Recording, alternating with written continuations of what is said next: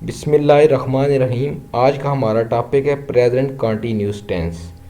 तो present continuous tense के अंदर हम पढ़ेंगे सेंटेंसेस, यानी सेंटेंस जो मैंने बनाए हैं वो, फिर उनका स्ट्रक्चर, ये कैसे सेंटेंस बनते हैं, फिर यूज़ ऑफ हेल्पिंग वर्ब यानी हेल्पिंग वर्ब का यूज़ इनके अंदर कैसे होता है, एंड आइडेंटिफिकेशन इन उर्दू यानी उर्दू में इनकी पहचान क्या है। ठीक है, तो सबसे पहले हम सेंटेंसेस पढ़ लेते हैं।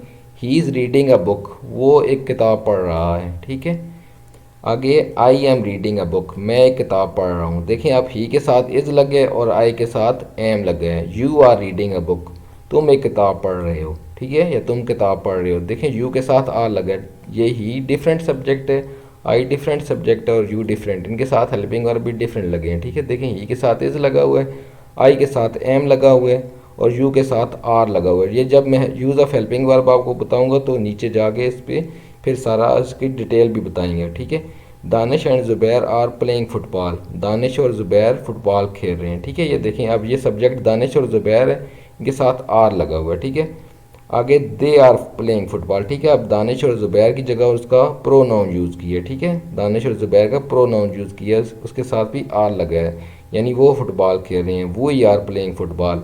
अब देखिए, वो आर प्लेइंग फुटबॉल यानी हम फुटबॉल खेल रहे हैं। आगे आ रहा है चिल्ड्रन आर प्लेइंग फुटबॉल, बच्चे फुटबॉल खेल रहे हैं। ठीक है, देखें, डिफरेंट सब्जेक्ट था और डिफरेंट हेल्पिंग वर्ब लगा है। ठीक है, एम कहाँ लगा है, इज़ कहाँ लगा है, आर कहाँ लगा है, ये स्ट्रक्चर के अंदर मैं आपको बताता हूँ। स्ट्रक्चर यानी जुमले की साख्त, जुमला बनता कैसे है, यानी इसकी साख्त किस तरह होती है। ठीक है, पहले सबसे पहले सब्जेक्ट यूज़ होता है। ठीक है, उसके बाद इज़ एम आर, ये हेल्पिंग वर्ब यूज़ होते हैं। प्रेजेंट कंटिन्यूस के अंदर इज़ एम, इज़ या एम या आर हेल्पिंग वर्ब यूज़ होते हैं। फिर उसके बाद फर्स्ट फॉर्म ऑफ वर्ब यानी वी वन बोलते हैं फर्स्ट फॉर्म ऑफ वर्ब, यानी बेस फॉर्म जो होती है, जो पहली फॉर्म होती है वर्ब की, उसके साथ with the addition of I N G. उसके बाद क्या आता है, ऑब्जेक्ट या एडवर्ब। कई जगह अब देखें, यहाँ डायरेक्ट ऑब्जेक्ट यूज़ है, कई बार एडवर्ब भी यूज़ होता है। मसलन he is going to school, अब एडवर्ब का प्लेस यूज़ हो रहा है। ठीक है, इस तरह कई जगह एडवर्ब भी यूज़ होता है, कई बार डायरेक्ट ऑब्जेक्ट यूज़ होता है। तो अब देखें, इसका ये पॉजिटिव सेंटेंस कहलाते हैं, सिंपल सेंटेंस, इनको एजेक्टिव भी बोलते हैं, डिक्लेरेटिव भी बोलते हैं। ठीक है, आगे उसके बाद हम नेगेटिव बनाते हैं, यानी इसके मनफी फिक्रा कैसे बनाते हैं। तो सिंपल ये करना होता है प्रेजेंट कंटिन्यूस टेंस के अंदर कि हेल्पिंग वर्ब के बाद नॉट लगाने, तो आपका वो बन जाएगा नेगेटिव सेंटेंस। मसलन he is reading a book, अब इसका नेगेटिव बनाना तो he is not reading a book बनेगा। ठीक है, I am reading a book, I am negative बनाएंगे, I am not reading a book. देखिए, एम हेल्पिंग वर्ब है। ठीक है, उसके बाद हमने फ़ौरन नॉट लगा दिया। ठीक है, you are not reading a book. अब देखिए, you are reading a book ऊपर हमने पढ़ा पॉजिटिव में, जब इसका नेगेटिव बनाया you are not reading a book, तो नॉट हमने हेल्पिंग वर्ब के फ़ौरन बाद लगा दिया। Danish and Zubair are playing football, ये देखिए ऊपर पॉजिटिव था, इसका जब नेगेटिव बनाया Danish and Zubair are not playing football. ठीक है, वो आर प्लेइंग फुटबॉल। इसी तरह ये देखें, ऊपर पॉजिटिव में वो आर प्लेइंग फुटबॉल था, जब हम नेगेटिव बनाएंगे वो आर नॉट प्लेइंग फुटबॉल आ जाएगा। ठीक है, ये एफ आप स्मॉल लिखेंगे, यहाँ पे कैपिटल लिखा हुआ है, क्योंकि सिर्फ प्रॉपर नाउन हो तो फिर हम इसको कैपिटल लिखते हैं, वैसे अदरवाइज़ हम स्मॉल लिखते हैं सेंटेंस के अंदर। ये सेंटेंस का पहला लफ्ज़ कैपिटल लिखते हैं, आई हो या प्रॉपर नाउन हो तो हम तब पहला उसको कैपिटल लिखते हैं, बाकी हम स्मॉल वर्ड लिखते हैं जब तक सेंटेंस मुकम्मल ना हो। ठीक है, आगे children are not playing football. ठीक है, तो ऊपर क्या था, चिल्ड्रन आर प्लेइंग फुटबॉल, जब हमने नेगेटिव बनाया तो हेल्पिंग वर्ब के बाद फ़ौरन क्या लगा दिया हमने, नॉट। अब इसका स्ट्रक्चर देखें, बस इतना करना है, सब्जेक्ट फिर उसके बाद helping verb is am are, जो सब्जेक्ट के अकॉर्डिंग आएगा। ठीक है, ये नीचे जाके हम पढ़ते हैं इज़ किन के साथ इज़ यूज़ होता है, किसके साथ एम यूज़ होता है, किसके साथ आर यूज़ होता है। ठीक है, ये पहले हम सेंटेंसेस सारे पढ़ लें, उसके बाद स्ट्रक्चर सेंटेंसेस पढ़ लें, उसके बाद हम इन तीनों का अलग यूज़ भी आपको बताएंगे। हमने वीडियो को पूरा वॉच करना है एंड तक, तो आप ताकि आपको अच्छे तरीके से समझ आए। ठीक है, सब्जेक्ट, उसके बाद is am are helping verb है। ठीक है, उसके बाद हमने नॉट लगा देना नेगेटिव बनाते हुए, फिर बाकी वैसे ही रहेगा। First form of verb with I N G रहेगा, विद द एडिशन ऑफ, यानी जो हम ऐड करते हैं आई एन जी वी1 के साथ, यानी फर्स्ट फॉर्म ऑफ वर्ब के साथ, यानी बेस फॉर्म ऑफ वर्ब के साथ। उसके बाद ऑब्जेक्ट या एडवर्ब आएगा। ठीक है, नीचे आ गया interrogative, is he reading a book, क्या वो किताब पढ़ रहा है। ठीक है, तो इंटरोगेटिव का मतलब होता है सवालिया। ठीक है, इसमें क्या करना है, हमने हेल्पिंग वर्ब को शुरू में ले जाना है। ठीक है, इज़ एम आर जो होते हैं, इनको इज़ या एम या आर इनको शुरू में लेके आ जाना है। ठीक है, क्या वो किताब पढ़ रहा है तो इज़ शुरू में आ जाएगा, ठीक है। Is he reading a book, क्या मैं किताब पढ़ रहा हूँ तो आ जाएगा am I reading a book. क्या तुम किताब पढ़ रहे हो, are you reading a book, ठीक है। देखें ये इज़ शुरू में आ जाएगा, इधर एम शुरू में, एंड पे क्वेश्चन मार्क आ जाएगा। Are Danish and Zubair playing football, are they playing football, are we playing football, are children playing football. देखें ऊपर क्या था हमने, ये देखें पहले क्या था, पॉजिटिव था, ही इज़ रीडिंग अ बुक। हमने इसका नेगेटिव बनाया, ही is not reading a book. जब हमने उसका इंटरोगेटिव बनाया तो is he reading a book, ठीक है। इस तरह आप वन बाय वन चेक कर सकते, ठीक है। मसलन मैं अब शार्ट कर देता हूँ इसको, चिल्ड्रन आर प्लेइंग फुटबॉल, ठीक है। ये हमने पॉजिटिव बनाया था, सिंपल सेंटेंस बनाया था। फिर हमने इसको नेगेटिव में बदला था, children are not playing football. जब हमने इसको इंटरोगेटिव बना दिया, आर चिल्ड्रन प्लेइंग फुटबॉल, तो हमने इसको क्या किया, हेल्पिंग वर्ब को शुरू में ले आए, नेगेटिव बनाते हुए हेल्पिंग वर्ब के बाद हमने नॉट लगा दिया। अब इंटरोगेटिव को यानी सवालिया, इंटरोगेटिव सवालिया फ़िक्रे को बोलते हैं। तो इसका स्ट्रक्चर है इज़ एम आर, यानी हेल्पिंग वर्ब शुरू में आ जाएगा, हेल्पिंग वर्ब के बाद सब्जेक्ट आएगा। फिर first form of verb with I N G वो वैसे ही रहेगा, with addition of I N G वो वैसे ही रहेगा। बाकी सब ऑब्जेक्ट या एडवर्ब वो सेंटेंस वैसे का वैसा रहेगा। और एंड पे क्वेश्चन मार्क आ जाएगा, क्योंकि क्वेश्चन मार्क के बगैर इंटरोगेटिव सेंटेंस हो ही नहीं सकता। इंटरोगेटिव का मतलब ही सवालिया होता है, ठीक है। अच्छा, अब नेगेटिव इंटरोगेटिव इसको या इंटरोगेटिव नेगेटिव दोनों बोल सकते हैं, ठीक है। यानी मनफी और सवालिया जब इकट्ठा आ जाता है, ठीक है।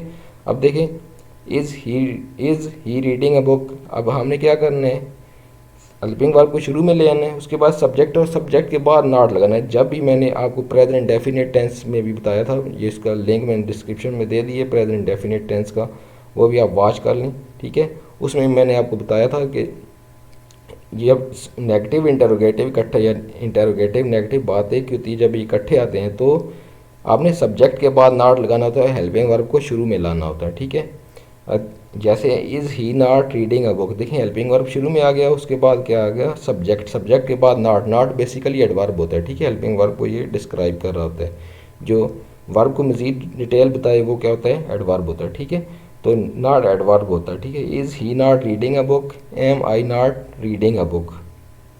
अच्छा, are you not reading a book, जैसे ऊपर हमने सेंटेंस बनाए थे उन्हीं के आपने नहीं पहले क्या किया था, नेगेटिव बनाया, फिर इंटरोगेटिव बनाया, फिर इंटरोगेटिव नेगेटिव बनाया, ठीक है।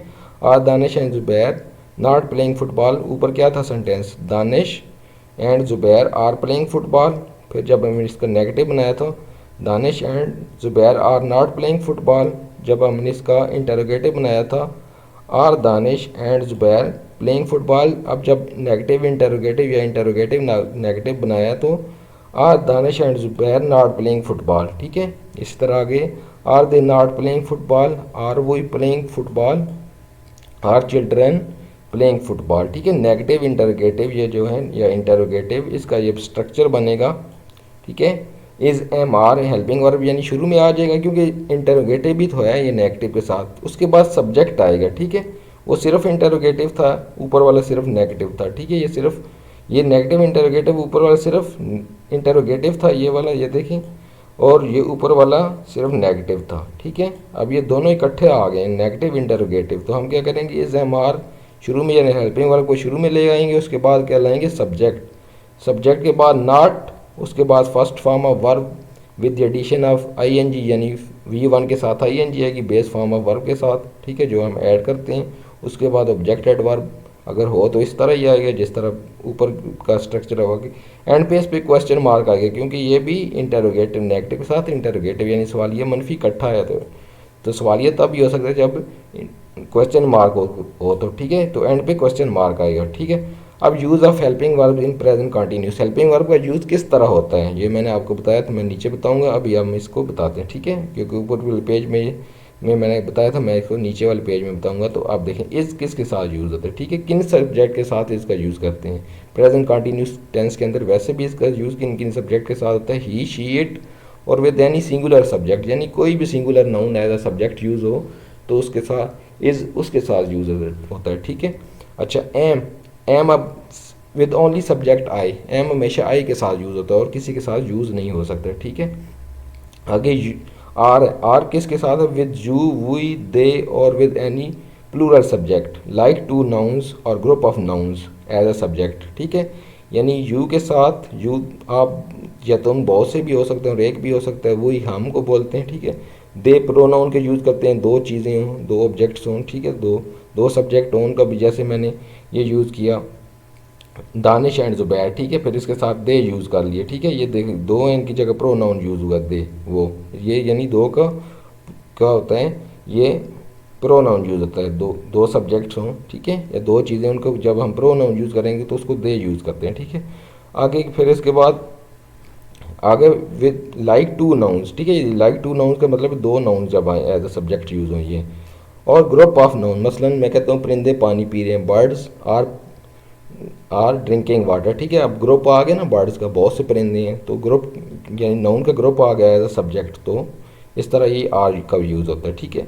फिर उर्दू में पहचान मैंने एंड पे आपको कह दिया, ठीक है, एंड पे बता रहा हूँ कि उर्दू में पहचान। अब उर्दू में पहचान है, उर्दू जुमलों के आखिर में रहा है, रही है, रहा हूँ, रही हूँ, रहे हैं वगैरह के अल्फाज आते हैं, ठीक है। ऊपर आप ट्रांसलेशन कर रहे हैं, वो किताब पढ़ रहा है, ठीक है, जैसे मैं कहा था ही इज़ रीडिंग अ बुक, ठीक है, रहा है एंड पे आया ना, अगर लड़की होती तो she is reading a book, वो किताब पढ़ रही है, ठीक है। मैं किताब पढ़ रहा हूँ तो आई एम रीडिंग अ बुक, ठीक है, रहा हूँ आ गया, ठीक है। ये देखिए फिर इसका ये सवाल ऊपर जो सेंटेंस थे, वो किताब पढ़ रहे हैं, वो किताब ये नेगेटिव बनाया नहीं, ठीक है।